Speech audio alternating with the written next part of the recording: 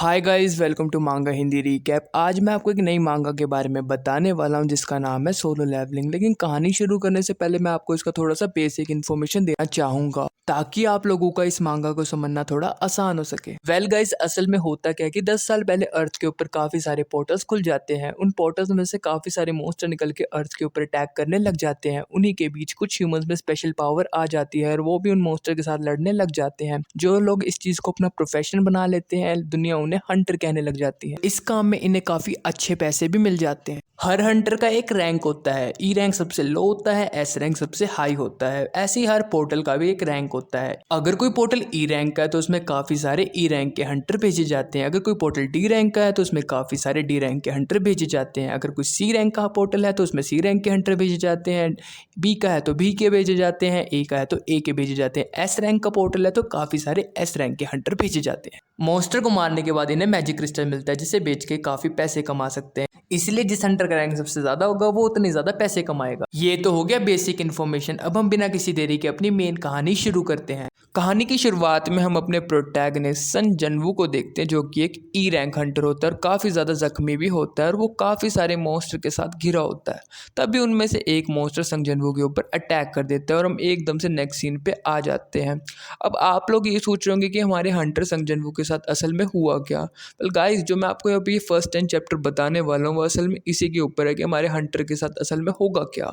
इस सीन में हमें पता चलता है कि संग जनवू हंटर की जॉब इसलिए कर रहा होता है क्योंकि वो बहुत ही ज़्यादा फाइनेंशियली वीक होता है और उसकी मॉम भी हॉस्पिटलाइज होती है जिसकी वजह से उसको ना चाहते हुए भी रिस्की जॉब करनी पड़ती है। इसके बाद संग जनवू एक कंस्ट्रक्शन साइट पे चला जाता है जहाँ पे उसको देख के सब लोग खुश नजर आते हैं और वहाँ पे एक बंदा ये सब देख के पूछता है कि क्या संग जनवू काफ़ी ज़्यादा स्ट्रॉन्ग है। और इसे सुन के एक दूसरा बंदा हमें काफ़ी फनी वे में बताता है कि एक्चुअली में संग जनवू इस दुनिया का सबसे वीकेस्ट हंटर है और अगर वो रेड पे आ रहा है तो इसका मतलब ये है कि रेड काफ़ी ज़्यादा आसान होने वाली है। वो बंदा संग जनवू को वीकेस्ट हंटर इसलिए भी कहता है क्योंकि संग जनवू आसान सी आसान रेड पे भी जख्मी होकर आ जाता है। संग जनवू उन दोनों की बातें सुन लेता है लेकिन वो इग्नोर करके आगे बढ़ता रहता है। आगे वो एक लड़की से मिलता है जिसका नाम होता है जूही। असल में ये दोनों काफ़ी अच्छे दोस्त होते हैं और ये लड़की असल में एक हीलर होती है जो कि हमें आगे पता चलेगा। थोड़ी देर बातें करने के बाद ये दोनों रेड के लिए तैयार होते हैं। आगे हम एक बंदे को देखते हैं जिसका नाम होता है सोंग। असल में इस बंदे का रैंक काफी ज्यादा हाई होता है और इसी वजह से सब लोग इसको अपना लीडर बना देते हैं। इसके बाद ये सब लोग एक पोर्टल के अंदर जाते हैं जिसको आप डंजन भी कह सकते हैं। अंदर जाने के थोड़ी देर बाद ही हमारा प्रोटैगनिस्ट फिर से जख्मी हो जाता है और मिस जूही अपनी हीलिंग पावर के साथ संग जनवू को हील कर रही होती है। वहीं दूसरी तरफ बाकी सब लोग मॉन्स्टर के साथ लड़ रहे होते हैं।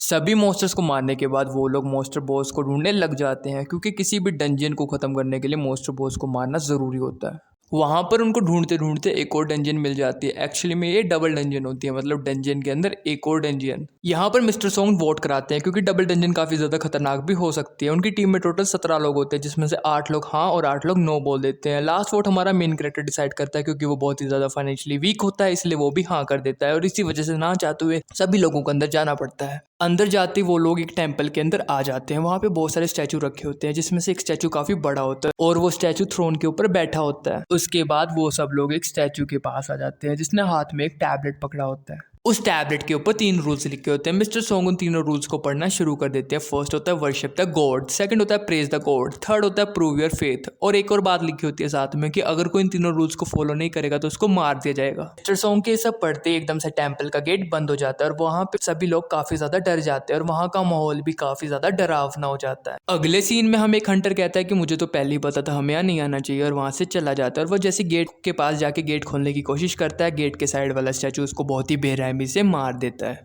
अब ये सब देख के वो बाकी सब लोग काफी ज्यादा डर जाते हैं क्योंकि जो बंदा अभी अभी मरा होता है उसका रैंक डी होता है। अगले सीन में संग जनवू उस बड़े स्टैचू की तरफ देखता है और वो बड़ा स्टैचू भी संग जनवू की तरफ देख रहा होता है गोल्डन आइज के साथ, जिससे संग जनवू काफी ज्यादा डर जाता है। संग जनवू स्टैचू की गोल्डन आइज देख के समझ जाता है कि वो स्टैचू कुछ करने वाला है और वो सबको चिल्लाते हुए झुकने को कहता है। उसके बाद वो बड़ा स्टैचू अपनी आंखों से सबके ऊपर लेजर फेंकता है और जो लोग संग जनवू की बात मान के पहले ही झुक गए थे वो बच जाते हैं। इस एक्सीडेंट की वजह से मिस्टर सोंग का एक हाथ चला जाता है। अब वहाँ पे एक और बंदा होता है जो अपनी स्पीड को लेके काफ़ी ज़्यादा कॉन्फिडेंट होता है और वो वहाँ से भागने की कोशिश करता है और वो जैसे ही भाग के गेट की तरफ जाता है वो स्टैचू उसको भी अपनी लेजर से उड़ा देता है। अब हमारे मेन कैरेक्टर को समझ आ जाता है कि स्टैचू उन्हीं के ऊपर अटैक कर रहा है जो उसके सामने थोड़ी सी ऊंचाई पर है और उसको टैबलेट के ऊपर लिखी हुई पहली बात का मतलब समझ आ जाता है जो कि होती है वर्शिप द गॉड, और इसलिए वो सबको स्टैचू के सामने झुकने को कहता है। अब हमारे मेन कैरेक्टर की बात सुन के सब लोग उस स्टैचू के सामने झुक जाते हैं और वो स्टैचू भी अपनी आंखों से लेजर फेंकना बंद कर देता है। इसके बाद उस स्टैचू के एक्सप्रेशन काफी ज्यादा डरावने हो जाते हैं और वो अपने थ्रोन से भी खड़ा हो जाता है, जिसे देख के सब लोग काफी ज्यादा चौंक जाते हैं। इसके बाद हमारा मेन कैरेक्टर सबको कहता है कि अगर हमें यहाँ से बच के निकलना है तो हमें टैबलेट के ऊपर लिखी हुई सारी बातों को फॉलो करना होगा। और इसके बाद हमारा मेन कैरेक्टर टैबलेट के ऊपर लिखी हुई दूसरी बात के बारे में सोचने लग जाता है, जो कि होती है प्रेज द गॉड। अब सेकंड रूल को सुन के वहां पे एक बंदा स्टैचू के सामने प्रेयर करने लग जाता है, क्योंकि वो गलत गॉड की प्रेयर कर रहा होता है, इसलिए वो स्टैचू से अपने पैर से कुचल देता है। अब ये सब देख के बाकी सब लोग काफी ज्यादा पैनिक हो जाते हैं और वो वहां से भागना शुरू कर देते हैं। अब भागते हुए वो जैसे किसी स्टैचू के पास आते हैं, वो स्टैचू उनके ऊपर अटैक कर देता है, जिससे काफी ज्यादा लोग मर जाते हैं। अब संग जनवू नोटिस करता है कि कुछ स्टैचू ने हाथ में म्यूजिक इंस्ट्रूमेंट्स पकड़े होते हैं और कोई भी स्टैचू म्यूजिक इंस्ट्रूमेंट से किसी के ऊपर अटैक नहीं कर सकता, इसलिए वो सबको चिल्लाते हुए उन स्टैचूज की तरफ जाने को कहता है जिन्होंने हाथ में म्यूजिक इंस्ट्रूमेंट्स पकड़े होते हैं। वो लोग जैसे उस म्यूजिक इंस्ट्रूमेंट वाले स्टैचूज के पास जाते हैं, वो स्टैचू गाना बजाना शुरू कर देते हैं और इस तरह से वो इस लेवल को भी क्लियर कर देते हैं, लेकिन हमारा मेन कैरेक्टर अपनी एक टांग खो देता है। अब अगले सीन में हम देखते हैं कि इस सेकंड लेवल को सरवाइव करने के बाद उनकी टीम के टोटल 6 लोग ही बच पाते हैं। अब लास्ट लेवल पे उन सबके सामने एक अल्टर अपीयर हो जाता है। अब वो लोग जैसे अल्टर के ऊपर खड़े होते हैं, रेड फ्लेम जलना शुरू हो जाती है और जैसी सारी रेड फ्लेम चल जाती है, बहुत सारी ब्लू फ्लेम्स भी चल जाती है और एकदम से टेम्पल का गेट खुल जाता है और वहाँ के स्टैचू धीरे धीरे उनकी तरफ आना शुरू हो जाते हैं।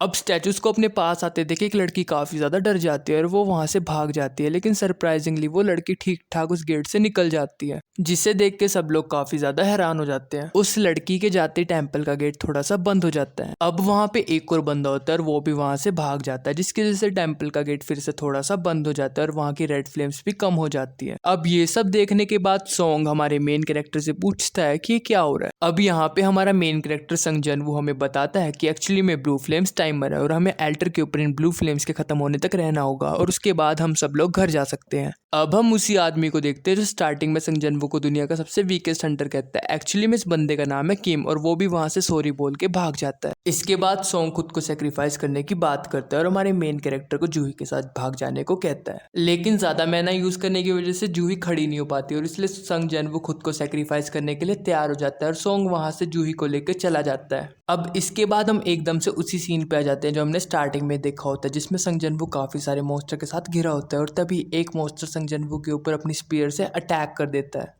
जिसकी वजह से संग जनवू काफी ज्यादा जख्मी हो जाता है। इसके बाद एक दूसरा मॉन्स्टर अपनी तलवार से संग जनवू के ऊपर अटैक करने वाला होता है, तभी उसकी तलवार बीच हवा में रुक जाती है और संग जनवू के सामने एक स्क्रीन आ जाती है जिसके ऊपर लिखा होता है कि उसने करेज ऑफ द वीक की सीक्रेट कंडीशंस पूरी कर ली है और अब वो एक प्लेयर बन सकता है। और अब वो स्क्रीन उससे पूछती है कि क्या वो प्लेयर बनना चाहता है कि नहीं, और अगर वो डिक्लाइन करेगा तो उसका दिल 0.02 सेकंड में रुक जाएगा और इसलिए संग जनवू इसे एक्सेप्ट कर लेता है और तभी एक बहुत तेज रोशनी संग जनवू में से निकलती है और इसी के साथ हमारी कहानी का पार्ट 1 फिनिश हो जाता है। तो अगर आपको हमारी वीडियो अच्छी लगी हो तो प्लीज चैनल को सब्सक्राइब और वीडियो को लाइक कर देना, क्योंकि मैं आपके लिए ऐसी वीडियोस लाता रहता हूँ। अब तक के लिए बस इतना ही, अगली वीडियो में फिर मिलते हैं, तब तक के लिए bye bye and take care.